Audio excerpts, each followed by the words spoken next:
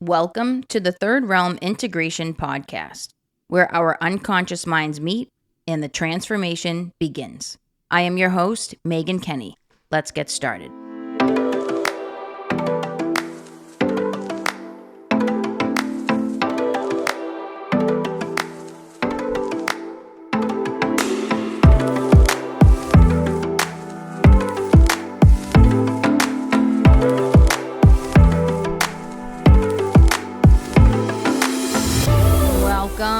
Welcome everybody. We're back for another episode. What is crack-a-lackin' out there, y'all?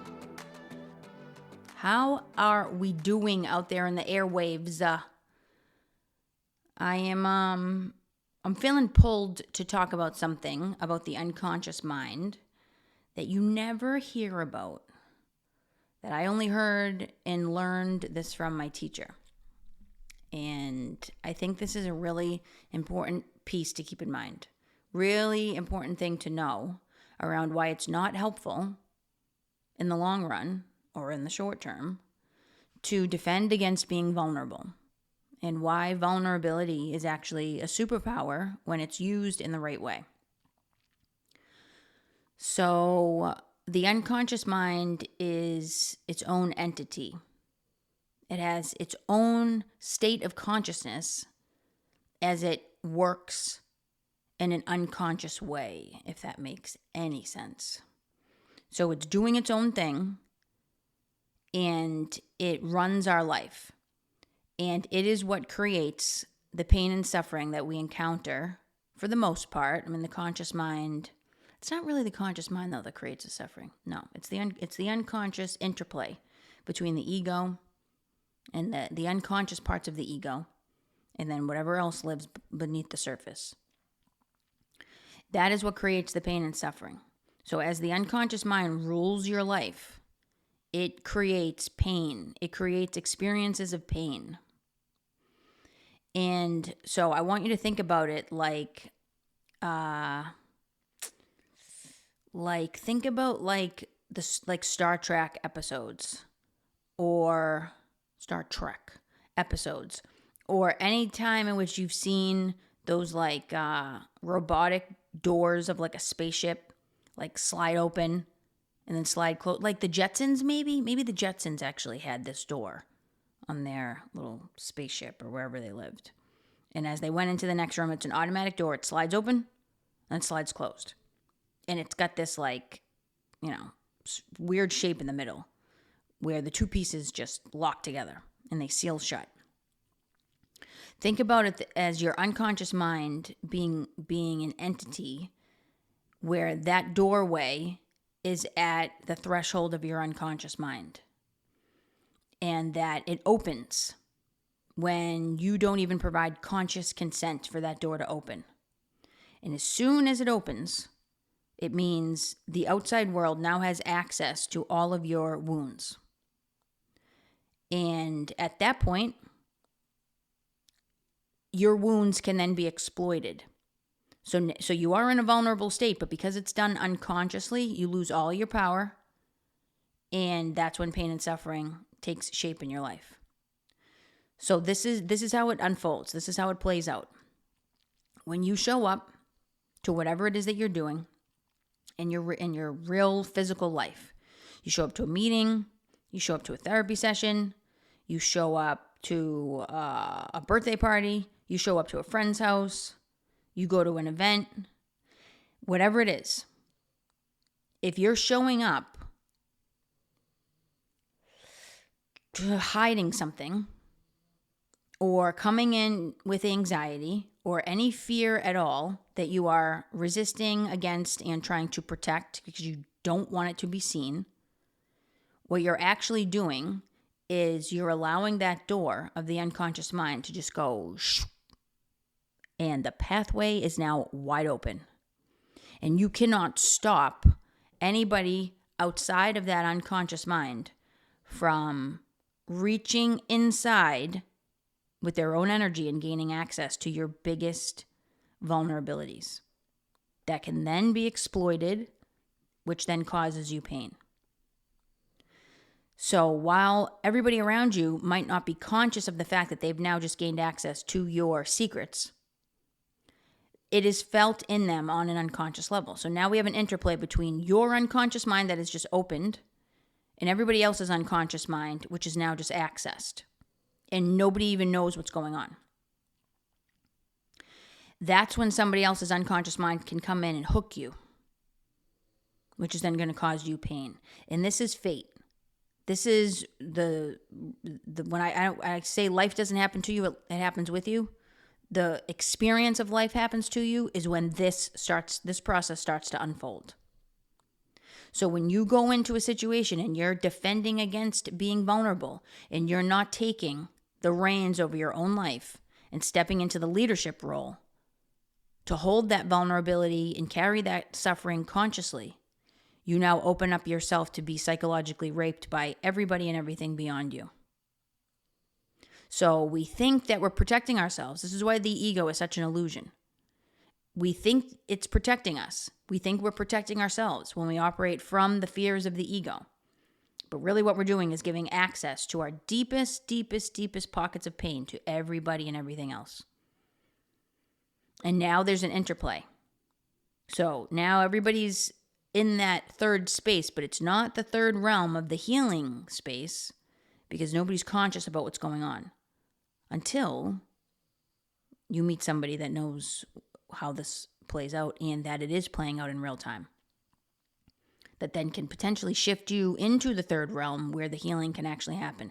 Because at that point, there's an invitation from the person who is safely holding the space and willing to actually take you through the work to step into the third realm and do the deeper work, where you safely express your vulnerability and then you safely hold it.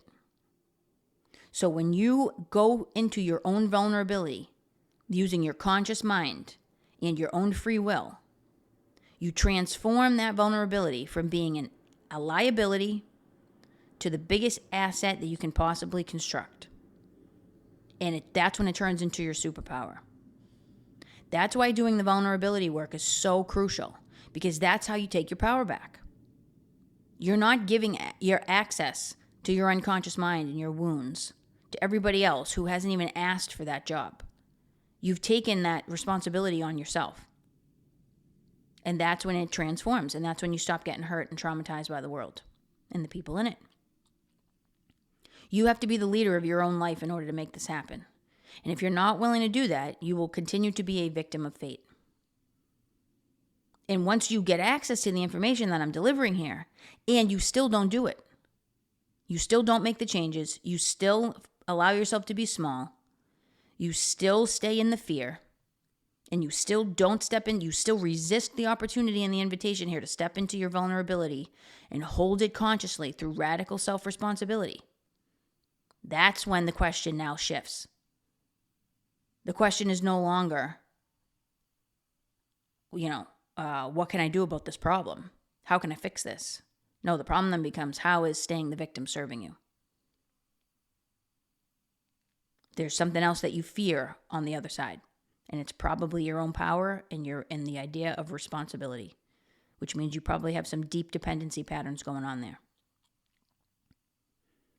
And that's where the blame comes in. When we like to blame everybody else for how everything's going wrong in our lives and why we didn't get to where we wanted to be in life. And we're rageful about everybody around us who was able to just, not step up to the plate and live their life in chaos and dysfunction and being erratic. That means we're dependent. We're dependent on the suffering of other people to keep our rage going, which we've now become addicted to. To keep our suffering going, our victimhood going, which is now what we're dependent on. So when you walk around life unconscious, you are an open wound. And that's why turning towards yourself and doing the deeper work to actually excavate your own wounds and tend to them is a superpower, because you're now leading the charge on how you access your own vulnerability. You're not unconscious to it, which then makes it a liability, because then you're giving it to everybody else to have access to. and they didn't ask for that job. They're not conscious enough to handle that responsibility. And then that's when it starts to get real messy. So I want you to think about every time you showing up to a situation in which you are still unconscious about your own shadow. That's when you should be frightened. That's when you should be the most uncomfortable. When you feel the most comfortable and you haven't done like the real deep work to actually finally get to a place where you know that comfort is really where everything is on the up and up, and you instead haven't done that work, but you find yourself playing it safe and that feels comfortable, you should know that you're in the most danger in that moment than any other point. That's when people can see right through you. And most people that are seeing right through you, one, don't know that's what's happening. So they're seeing right through you, but they don't even know what they're seeing. But they see something. And if they're conscious about what they're seeing in you, about what you're hiding beneath the surface, they might still not know what to do with that. So that's assuming that they're actually seeing something and that they're conscious of what they're actually seeing. The other part is that even if they're not seeing anything in you, they're feeling the level of discomfort inside their own body as they sit with you, and then they're going to react to that. Because they're unconscious about their own wounds that you've just triggered because you came into the situation hiding something out of fear. You've triggered that other person, and because now that discomfort has been activated in them, they're probably now going to blame you. Same way you're doing that to everybody else. So then it's just projection, back and forth. All of it's unconscious. That's when relationships get messy. That's when things explode. That's when chaos erupts. And that's when the path towards finding order within really should start. Because it's like, why is this happening? What did I just bring into the situation to create this? And pulling the reins back on your own life, peeling that layer back, peeking behind the veil to look within to see, what are you really hiding? What are you really afraid of? Are you afraid of being seen fully and completely in your vulnerability? Because if so, that's definitely something to look at. So you have to take the focus away from everybody else and everything around you and look within. If you actually want to transform your weakness into a superpower. Vulnerability is only a weakness if it remains unconscious. But this is where this comes from. Being vulnerable means I'm being weak. That's only one half of it. There's a whole other side to it that you can become conscious of and then do something different about to step into your full power. But let's face it, the idea of being fully vulnerable and fully seen is just as scary for some people as holding your own power and stepping into that. So you can see why the illusion of the mind is even present in the first place, that tells you a lie and says, as long as you don't address this vulnerability, you're safe. It's the exact opposite, though. So this is something that people don't know about. They don't even know this interplay is unfolding unless they've, and not even just done deeper work on their own psyche. You're not going to get this information. You're not even going to get this information in the Jungian space. They talk about it in part, about how the process of projection recollection actually happens, of withdrawing your projections. This is what this is all about. This is how you do the projection withdrawal. And it becomes safe to do it and inviting to do it when you do it on your own, in silence, in safety, with nobody else around, through meditation, through hypnosis, and most importantly, when you do it through the heart center, because that's the stabilizing force that allows all of this work to be done in a productive way. But even the Jungian space isn't talking about it like this. This was like a huge nugget, a gold nugget that I got from my teacher. When she said, when she first met me, she said the thing that I needed to work on was my anxiety and recognizing the power that I hold when I walk into a room, because I was unconscious to it. But everybody else knew it. Everybody else could feel it. But because I was walking in with a natural confidence and power, to have that also simultaneously exist with anxiety and insecurity was a recipe for disaster. Here I am walking in thinking that I'm less than and anxious about it, not knowing that I have this power that I'm holding that is natural, that I really maybe didn't even want, but it's there. And so because I was not conscious of it, walking into the room with power and anxiety makes you a target for being attacked and annihilated. So that explains why all that would have unfolded for me as it did in my life. And then explain why I reacted in the same way to annihilate whoever was trying to annihilate me. And I've talked in previous episodes, or maybe I haven't, but I did a post about it recently on Facebook about how we are carrying all of this stuff and we don't know it because it all lives in our unconscious mind. And there's a good chance that we might actually be bringing it in from a previous lifetime. So all of these fears that we have, sometimes we can't rationalize them with the data that we've collected over this lifetime because it doesn't still really make sense. It's like, but why? Like that happened in my life when I was a child or whatever. Like that had such a big impact. It doesn't really make sense. Everybody else's trauma is so much worse than mine. What's my excuse? It goes way beyond that. It's what's been encoded in your DNA from previous lifetimes. Memories hold an electrical charge that doesn't just leave because our soul jumps into a new body. It's still there.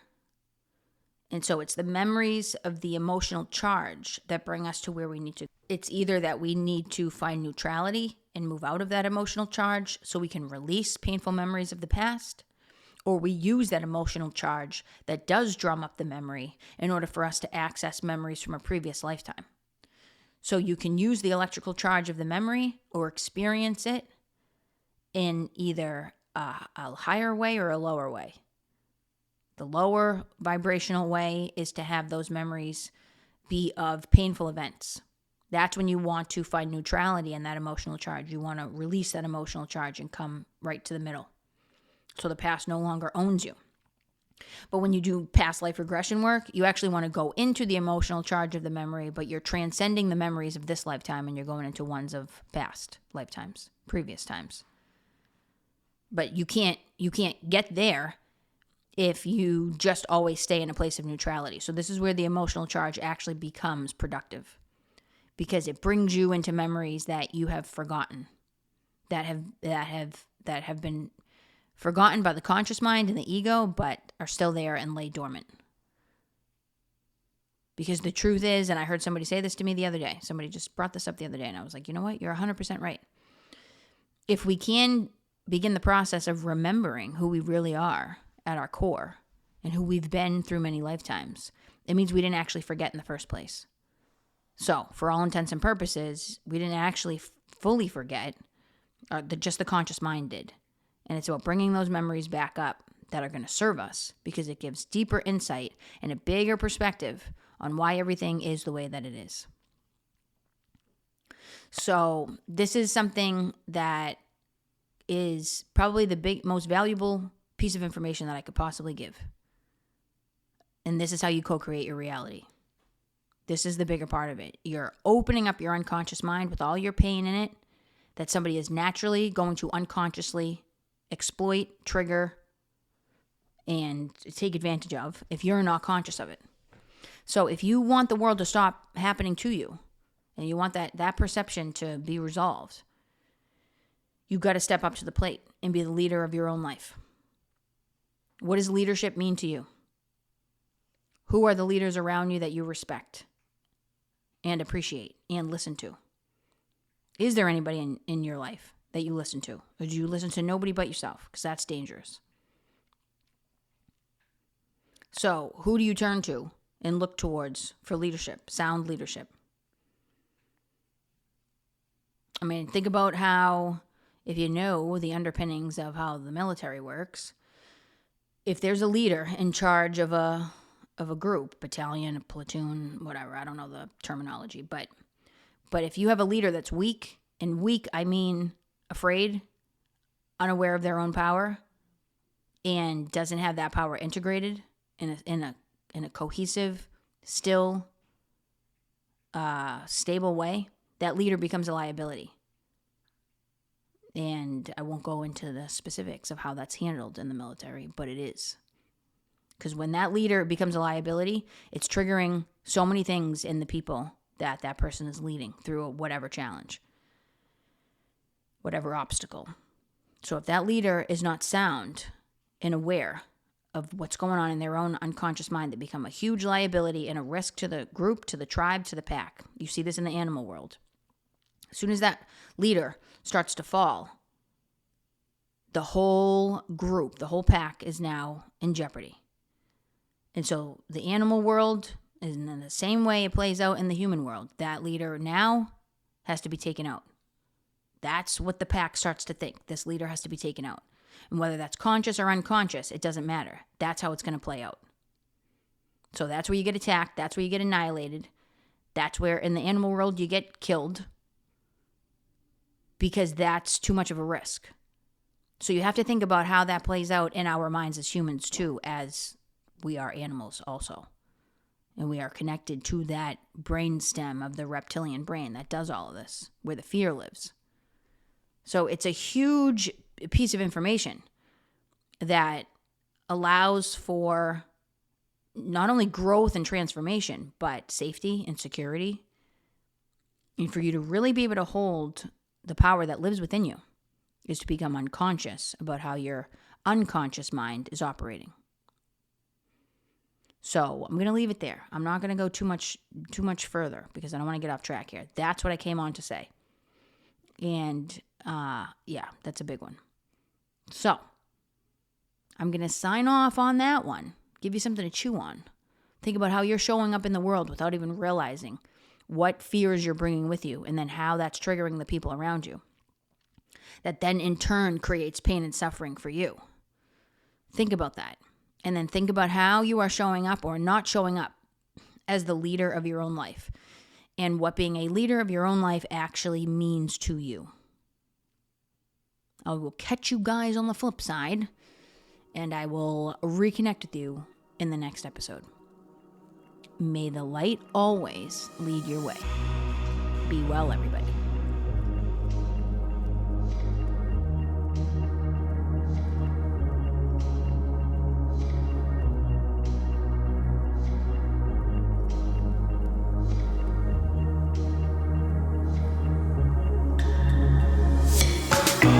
Third Realm Integration Podcast and related content is intended to provide information and/or entertainment only, and is not a substitute for mental health or medical advice, diagnosis, or treatment. Do not delay mental health or medical consultation or substitute a mental health or medical professional's opinion because of what you heard on this show. Seek the advice of your physician or another qualified health provider with any questions you may have regarding a mental health or medical condition. The host of this podcast does not provide emergency support for mental health or medical issues. For questions or concerns, visit your local emergency room or contact your doctor.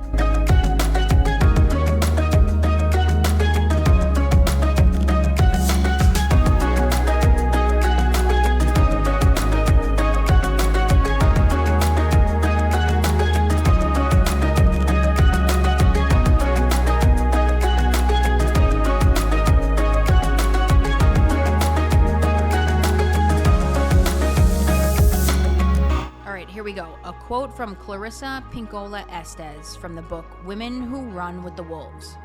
There is something waiting for us at the edge of the woods, and it is our fate to meet it.